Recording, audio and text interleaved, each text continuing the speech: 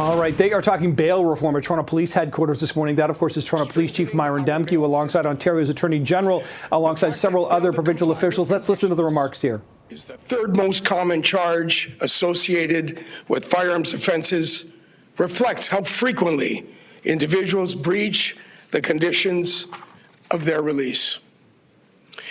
Our efforts to deal with violent offenders on bail have led to the development of the Firearm Bail Support Team and the Bail Compliance Task Force, which has the support from the Government of Ontario, and I will have more to say on that in a few moments. I want to thank the Solicitor General, the Ontario Government, for all their support and investment. I will now turn it over to the Attorney General, the Honourable Doug Downey. Thank you, Chief, and good morning, everyone, and welcome. I'm Doug Downey, Ontario's Attorney General, and it is great to be here alongside my colleagues for this very important announcement. And I want to thank the Toronto Police Service for hosting us here, and a special thank you to Chief Myron Demkiw for his leadership and his presence here today. Our government has been working hard, very hard, relentlessly, to build a stronger, safer community. Public safety is and will always remain our foremost priority, and that is why, as the latest step in our work to protect Ontario, we're here to deliver on our promise to fix the bail system and keep violent repeat offenders off the streets.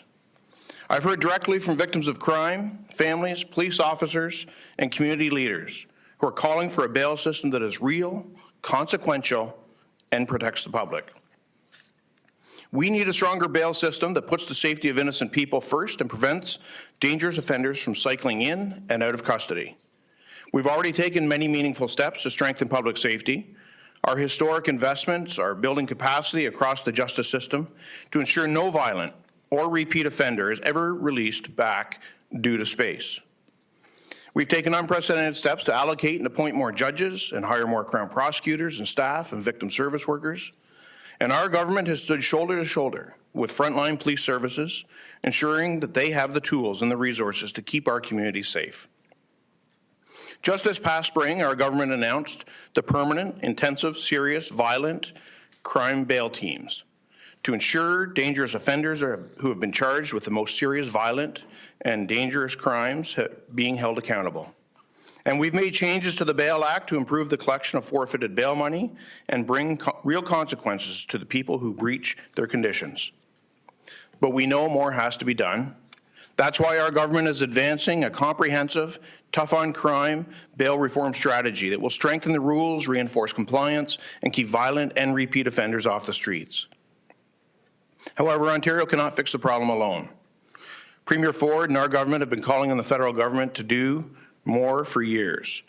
But just last month, Ontario welcomed the federal government's step in the right direction by introducing Bill C-14, Bail and Sentence Reform Act, which is something that Minister Sean Fraser brought forward in collaboration with many of the changes we were calling for.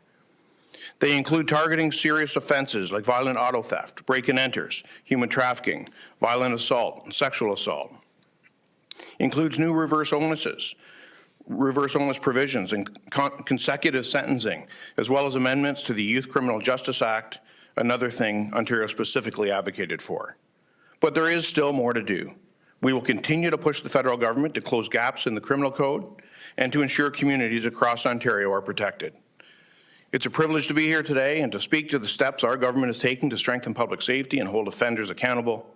My colleague, Associate Solicitor General, will now speak to the specific proposals we're introducing under this strategy. Thank you. Merci. Miigwech. Thank you, Attorney General, for not just your remarks, but for everything you do to keep our community safe. Today is a significant day for bail reform in our province and marks another milestone in our government's promise to fix the broken bail system. For too long, the bail system has allowed violent repeat offenders back on our street, putting innocent people at risk. And you heard Chief Demkiw talked about that as well. In the latest step in our government's plan to protect Ontario and keep our streets and communities safe, we will soon be introducing legislation to strengthen bail compliance, hold offenders accountable, and keep violent repeat offenders behind bars. Under our proposed bail system, a cash security deposit would be required in the full amount ordered by the court before the accused is released from custody. Right now, the courts will sometimes allow a person to be released on bail with a promise to pay. And that means that the accused or the sureties are not required to provide money up front. By requiring the full amount of promise to pay cash up front, there's a real consequence for repeat offense and non-compliance with bail conditions. Not to mention, if we already have the cash at hand, it makes collecting the debt easier. Secondly, we will introduce further changes to the Bail Act that would also improve how we collect and administer bail debts.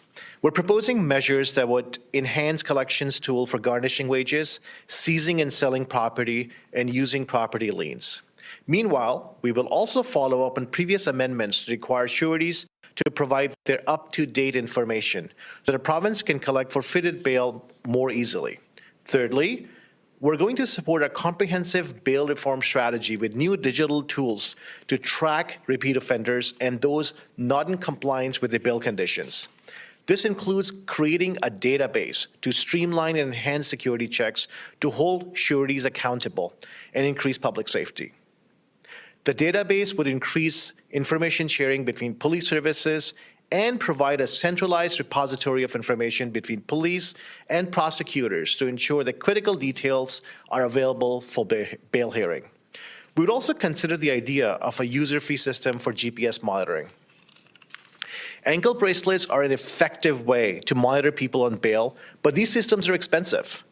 A user pay approach would ensure that those subject to GPS monitoring contribute to the cost of the device, while Access Fund could be used to support victim services and other vital justice programs. And lastly, we're going to examine how we can better support the prosecution side of the equation. Our strategy would expand bail prosecution teams, which are made up of dedicated prosecutors that work together with local police services to prepare the strongest possible case in bail hearings to keep repeat violent offenders behind bars.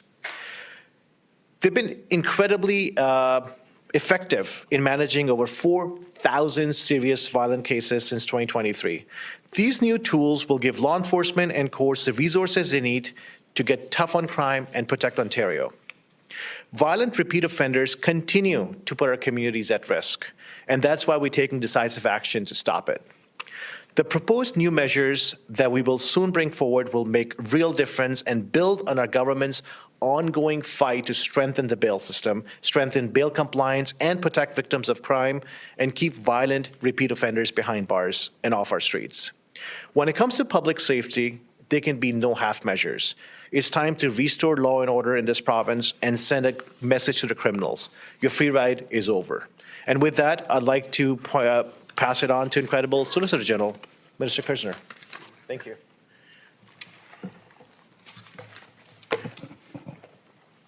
Good morning, and thank you, Minister Hamid, and all those who are with us today.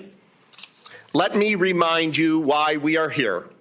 Our government, led by Premier Ford, will never stop in prioritizing the safety and well-being of everyone that calls Ontario home. And this includes saying thank you to the men and women, the brave men and women that put on their uniform each day to keep us safe. And I want to specifically acknowledge the associations that help in this measure: the Toronto Police Association, the Police Association of Ontario, and the OPPA. Today, as we have done before, we're coming forward again with bold, innovative, and practical solutions to enhance our public safety. And the reason is obvious. Our government has never stopped in believing that our inherent right to live safely in our own homes and communities is the guiding principle that drives our actions every day to protect Ontario. We believe in the singular concept that the rule of law must matter, because a safe Ontario is a strong Ontario.